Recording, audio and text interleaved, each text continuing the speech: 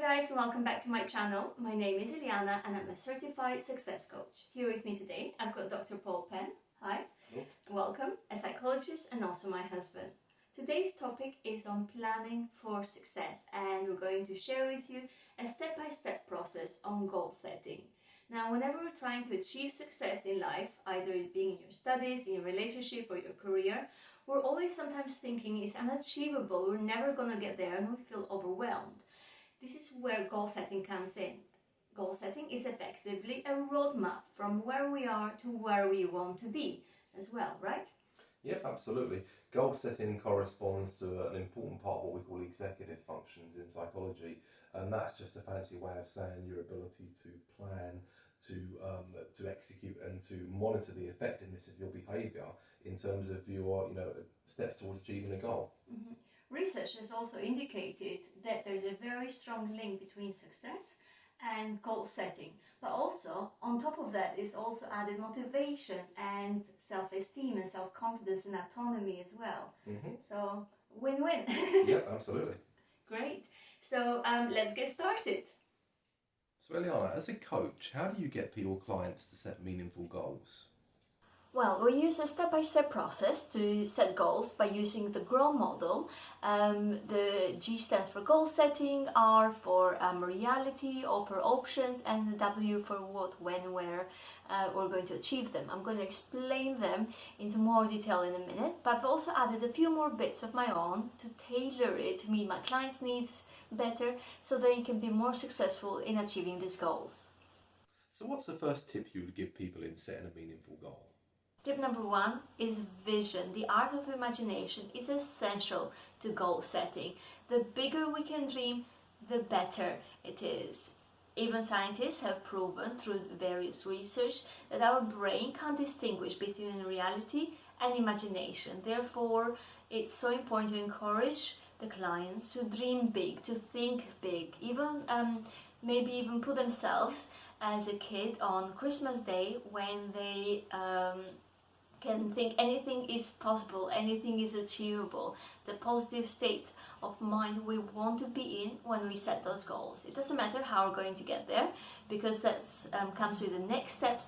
At this stage is anything and everything is possible. So you've identified that vision is an important prerequisite in meeting a goal. What's tip number 2 in developing a meaningful goal? Tip number 2 is actually the process of writing the goals down, either it being on paper or on computer, anywhere, but they have to actually be written down. We encourage the clients to work with the big goal and then break it down even further and further and further. So we only work with quarterly goals. The reason for the goals being only 90 days long is because it's quicker for you to see results, for you to see that you're starting to make progress in achieving those goals. Now, when we set goals, it's so important to write them in a positive way in order for you to succeed at them. For example, like I am a non-smoker rather than I will stop smoking. Something that's in the future, which brings us back to the writing the goals in the present tense. For example, I earn X amounts of pounds now, rather than I will be earning X amounts of pounds in 10 years time. Another thing is to make them personal, so you make sure you start the goals with I as well, and then also break them down into smaller steps, into monthly goals, into weekly goals, and even daily goals. This will give you the clarity that you need to take those actions in order to succeed at your goals. So tip number 2 was all about people clarifying their goals. But what can they do to ensure that even clear goals don't just get lost to the ether and never materialise? Well, now that you have those goals of yours, it's so important to put them into a timeline. But before we do that, it's what we call options. This is tip number 3. Options are basically a list of actions that you take over the next 90 days to reach those goals of yours. And it can be anything. It's a bit of a brainstorming session, this one.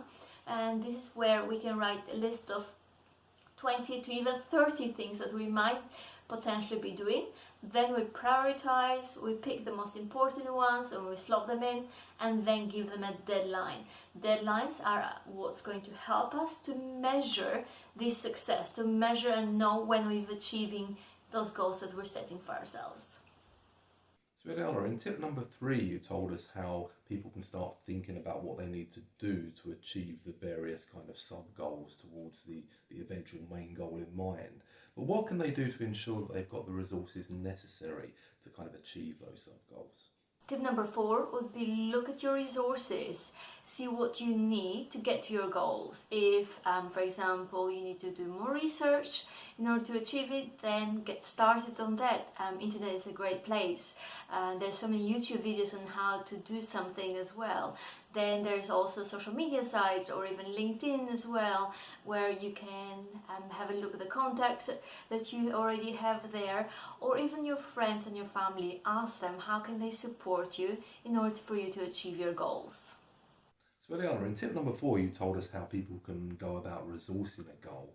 But one of the problems people often face when they're moving towards an eventual goal is lack of motivation. You know, they start off very enthusiastic and the motivation just wanes. So what tip could you give them just to help them maintain their levels of motivation? The next tip is to connect your emotions with your goals. It's really important that you find your why in this. Dig deep and do some research on this, or talk to some people, or even explore it further. What's the thing that's not going to get you to give up when things get tough? This is why connecting your emotions and your values with your goals, you're going to reach a success. So having told people how they can remain motivated, are there any tips you could give people on remaining accountable to the goals they've set themselves? Tip number 6 is accountability. A prerequisite of goal setting success is actually accountability. We perform better when we have someone watching over us, either being in the gym, when we have a personal trainer, when we're on a diet, maybe having friends or a partner motivating us, or even a nutritionist as well. So this is so important to get yourself a coach or a mentor or a friend or a family member to hold you accountable, or even go public with your goals. There's nothing wrong with that. Maybe even write it down as a Facebook status. I am going to be achieving this and I want all of you to hold me accountable to doing this. And guess what? When you go public with your goals, that's when you'll fight hard to make them work for you. I guess one of the benefits of accountability is it helps keep people consistent. But do you have any tips to give people on how they can be consistent in their approach to achieving a meaningful goal?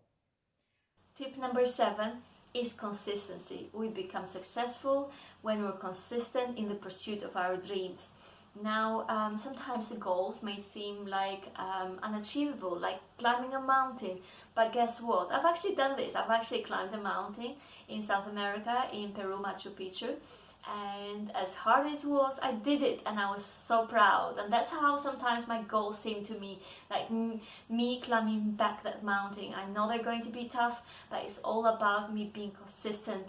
It's all about me taking those tiny little steps every single day in order to get there. And that is the secret to the success of me holding on to my goals and my dreams as well. And that's what I encourage my clients to work hard on, being consistent.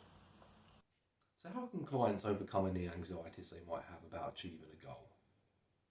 Tip number 8 is to define your limiting beliefs. It's an important step in the goal setting process as well. It's things that may have held you back in the past from achieving your goals. Identify them. They usually hang out in our subconscious mind, not in our conscious. Therefore, we have to dig deep on them. I've got another video which I'll link below on limiting beliefs. Do check it out, but do focus on answering some of these questions on limiting beliefs and the stories we've told ourselves over and over, why we can't reach something, because once we eliminate them, then we open the pathway towards success and reaching those goals. I guess one way of trying to keep people consistent might be to provide rewards when they do something right. So what tip would you give along the lines of encouraging people to reward themselves for progress?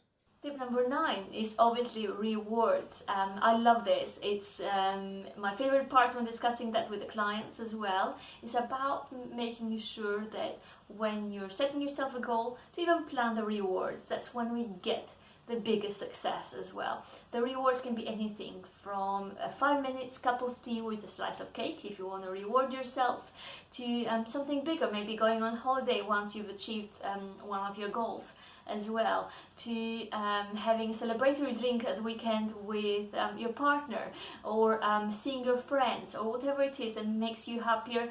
Plan those rewards, but make sure that you don't take them unless you've gotten through closer to your goals. We hear a lot in the papers and press these days about mindset, for example. So is there anything you could give along the lines of tips for an appropriate mindset to adopt when people are trying to achieve their goals?